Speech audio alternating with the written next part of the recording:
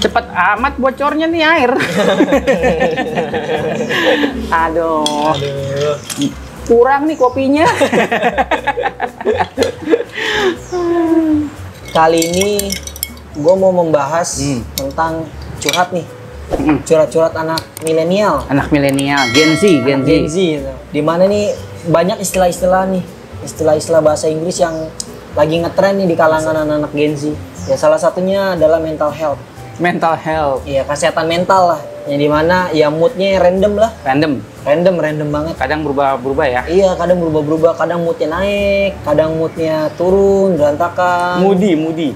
Kadang seneng, seketika langsung drop ya kan ya. Kesel ya kan ya, marah. Penyebabnya itu ya kalau menurut pendapat gue ya, individu tersebut tidak bisa mengatur pola hidup yang sehat dulu. Oh gitu.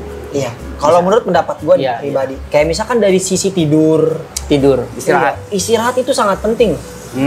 Bener sih. Orang kalau tidurnya di atas jam 12 adalah orang yang dimana tingkat stres pola hidup itu semakin tinggi. Itu di data kesehatan. Kurang tidur jadi ya. Iya, jadi makanya mental health-nya terganggu. Yang kedua, dari pola tidur, otomatis makanan nih. Pola-pola makanan, yang salah makanan, kebanyakan junk food, kebanyakan makanan berminyak gitu loh. Dimana kolesterol, anak-anak muda banyak yang kena kolesterol loh, jangan salah. Gitu. Iya, emang sih banyak juga sekarang. Itu salah satu bikin mood naik turun. Dan yang lain adalah ya mungkin itu dari eksternal individunya. Kayak misalkan pekerjaannya kah, ataupun tingkat kebaperannya kah kepada orang lain dalam hal bercanda, atau dalam hal target, dalam pekerjaan. Ya mungkin pendapat gue itu. Kalau pendapat lu nih tentang mental health. Ya, mental health itu ya kalau zaman sekarang anak-anak milenial atau terutama anak Gen Z sih ya yang sedikit-sedikit healing. Iya, healing. Sedikit-sedikit healing ya menurut gue sih memang mungkin mereka salah mengelola hidup aja sih ya. Kalau apa-apa dipikirin, dibawa susah ya pasti jadi susah gitu loh. Kalau menurut gue sih mending kita apa-apa kita bawa santai aja. Santai tapi serius gitu loh. Kalau misalnya masalah pekerjaan, takut kecapai target ya nggak usah takut untuk nggak mencapai target ya kan. Kita pikirin aja gimana sih caranya supaya bisa mencapai. Kita pikirin aja. Yang kita pikirkan itu caranya. Strateginya gimana. Bukan takutnya gitu. Kalau perkuliahan misalnya banyak tugasnya kan ada tuh kemarin ada mahasiswa semester 1 masuk langsung Stres ya. Stres katanya langsung pengen healing. Healing ke Bali berapa bulan? Lah gimana? Padahal baru belajarnya berapa kali doang ya. 2 minggu atau 3 minggu. Itu jurusannya apa ya? Gimana kalau dia masuk ke jurusan yang fakultasnya fakultas hitung-hitungan teknik ya? Atau apa? Sains ya. Sains. Gitu ya. Ya memang kita harus menyadari bahwa hidup itu nggak mudah. Ya justru karena hidup itu tidak mudah ya kita nggak usah dibawa susah. Karena semua orang merasakan hal yang sama kok kayak kita. Semua orang mengalami atau merasakan kesusahannya sendiri-sendiri. Masing-masing, iya. Masing-masing ya. Jadi kita itu sesama manusia itu senasib sepenanggungan sebenarnya. Senasib lah kalaupun nggak sepenanggungan gitu kan. Karena kan susah lu siapa yang menanggung? Tanggung sendiri. Ya kan? Senasib. Nah kalau kita tahu kita ini senasib, udah deh. Kita nggak usah khawatir, nggak usah takut. Kita hadapi aja. Tentang mental health, menurut pendapat gue kayak kita tuh kayaknya terlalu banyak main gadget loh. Main gadget? Iya. Apa sih main gadgetnya? Melihat kehidupan orang lain. Jadi membandingkan stalking. Membandingkan antara orang lain yang udah sukses, yang mungkin dia ada masalah sendiri, dibanding lu nih. Kapan gue bisa jadi kayak gitu? Jadi stres sendiri mungkin menurut gue. Bener juga sih. Kok ya. Temen gue kok sukses, kok gue dapat uang kerja aja kok susah gitu misalkan. Kok teman gue sekali kerja gajinya kok di atas 10 juta, kok gue cuma di bawah UMR kan gitu. Intinya sih jangan pernah membandingkan diri lu kepada orang lain. Benar. Karena balik lagi kita nggak tahu permasalahannya dia. Iya, kita nggak tahu. Dan yang di-upload di sosmed itu kan biasanya yang lagi happy-happynya aja. Iya. Lagi bahagia, ya kan? Betul. Gitu. Tapi kan kalau misalnya dia lagi susah atau sedih kan nggak diupload. Iya, nggak mungkin cerita. Nggak mungkin cerita. Itu ya. Jadi janganlah kita membandingkan diri kita dengan hal-hal yang tanda kutip ya. Menurut gue ya. Underestimate lah ya. Iya hal-hal semu gitu. Itu kan yang ditayangkan di sosial media ya kan. Itu kan hal-hal yang semu menurut gue. Kelihatannya aja bahagia. Belum tentu. Kelihatannya aja pernikahannya oke gitu kan. Kelihatannya aja usahanya sukses ya kan. Kayak contohnya kemarin tuh yang Sultan dari mana? Dari Surabaya apa dari mana? Dari Malang ya kan? Dari Malang. Ya akhirnya tersangkut kasus haki ya kan? Dia yang laporin sendiri, dia yang kena ganti rugi. Iya. Nah itu Terus akhirnya katanya gimana? Cerai? Katanya ya gue baca ya dari gosip-gosip ya, Gosip katanya bercerai ya, karena di Nah. status istrinya, mantan istrinya sebenarnya ya udah mengatakan perpisahan katanya gitu. Nah makanya tidak semua apa yang dimiliki orang lain yang kekayaan itu dianggap enak, belum tentu gitu. belum tentu semuanya itu. Bisa aja hari ini dia kelihatannya everything is okay, everything is so beautiful, ya kan?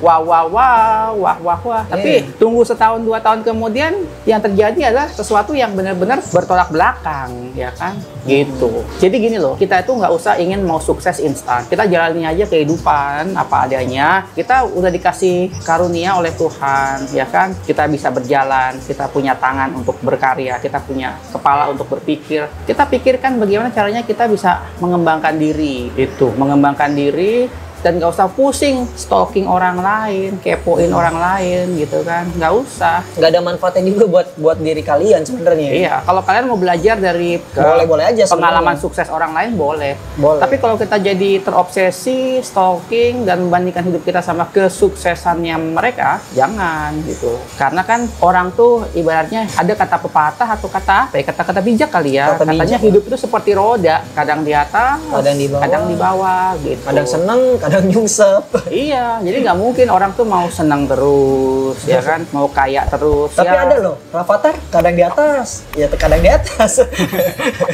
Ya, memang ada orang yang seperti itu, ya kan. Dari orang tuanya kaya, anaknya juga jadi ikut kaya, cucunya kaya, artinya kaya sampai turun menurun. Ya, tapi belum tentu kemudian akan kaya terus, cicit-cicit dan cucit-cucit, cacit-cacotnya yang di bawah belum tentu bisa. Nggak sampai 7 turunan lah ya. Iya, belum tentu ya. Kalau bisa sampai 7 turunan ya alhamdulillah gitu.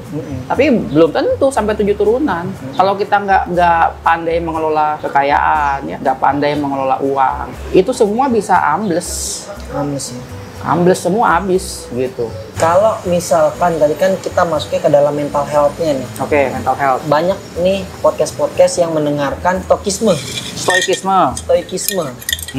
Emang apa segitunya apa ya sekarang anak-anak Gen Z tuh mentalnya down seperti itu ya? Ya gini, kalau kita kan harus lihat dulu ya, anak-anak Gen Z ini kan hidup atau lahir di masa ketika negara kita ini sudah tanda kutip udah mulai mengalami kemakmuran. Mereka hidup dalam keadaan yang serba Tersedia ada lah ya. tersedia gitu kan. Nah itu yang apalagi dengan adanya gadget-gadget ini semua seakan-akan mudah, ya kan. Mau pesen makanan tinggal pakai ojek online, tinggal deliverynya. Kalau dulu delivery mesti telepon dulu. Iya. Ribet ya kan? Kalau sekarang kan tinggal tap-tap aja udah langsung delivery. Jadi hidup lebih mudah sekarang. Nah, kemudahan hidup itu ya ketika kita menyadari dibandingkan dengan realita hidup itu yang kadang-kadang nggak match. Disitulah ketika orang yang biasa hidup mudah ketika mengalami suatu kesulitan, tantangan atau hambatan, di situ dia down. Padahal hidup itu yang harusnya kita hadapi adalah tantangan-tantangan itu. Makanya ya orang-orang zaman dulu atau ibu bapak kita, kamu nggak kayak orang dulu tuh kayak gini, orang dulu kayak gini gitu. Iya. Pasti ada alasannya kayak gitu ya. Ada, ya emang nggak bisa disalahkan juga. Memang orang-orang zaman dulu itu punya mental yang lebih kuat. Mental lebih kuat. Karena mereka hidup di zaman mungkin di zaman penjajahan atau kondisi negara kita masih belum semapan sekarang gitu kan. Ini aja kita sekarang masih dalam kondisi negara berkembang ya. Kalau kita udah jadi negara maju kayak Amerika gimana lagi itu gitu.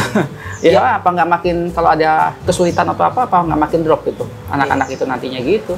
Ya for example aja ya, sebuah contoh. Ketika orang-orang zaman dulu ibu bapak kita lahir pada saat masih usia-usia kita, anggaplah dia lagi sedang mandi. Sebelum dia mandi, pasti kan dia harus menyediakan air dulu loh. Ya, dia harus gotong-gotong air, nimba. dia harus nimba dulu gitu. Iya, yang nggak lenje gitu. Misalkan nggak lenje. Lenje itu apa lenje manja? Lebay, manja gitu loh. Nggak manja ya? Nggak manja. Maksudnya ya kalau nggak ada air misalkan di bak, ya dia pasti akan nimba. Nimba, gitu. iya. Gotong dulu airnya, tuangin dulu ke ember, baru dia bisa mandi. Gitu. Berarti ada effort yang harus dia keluarkan dulu gitu loh. Iya. Jadi mentalnya dia kuat gitu loh. Mau dimanapun dia berada, ketika misalnya mandi, ya udah dia udah punya akal dan pikiran. Nah, kalau untuk zaman sekarang, anak-anak milenial zaman sekarang, ketika aduh air mati, mah, pah, Iya. atau telepon sana, telepon sini gitu, bahkan nggak mandi. Misalkan dia mau berangkat kantor, mau kuliah, mau kerja, mau sekolah, jadi nggak kuliah, nggak kerja, nggak sekolah, cuman gara-gara hal sepele gitu loh. Gitu. Jadi mentalnya itu yang harus dirubah sebenarnya. Bener sih. Iya. Gitu. Karena ketersediaan media itu yang sangat canggih, semua jadi apa-apa serba duduk di rumah. Iya, itu. Kesehatan tubuh aja itu rata-rata anak Gen Z itu udah berantakan loh. Kalau zaman dulu orang-orang tua kita, ya mungkin gue juga Gen Z ya, kita bandingkan dengan orang-orang tua kita sebenarnya. Atau misalkan anak generasi 90-an, itu aja main itu bukan main game, main bola, main layangan. Itu kan otot-otot tubuh malah bergerak gitu loh. Iya. Ketika zaman dulu malah terbalik nih, Bro. Zaman dulu misalkan anak itu main terus nih sampai keling. Bahasanya sampai bawa matahari. Itu orang tua, lu main mulu lu.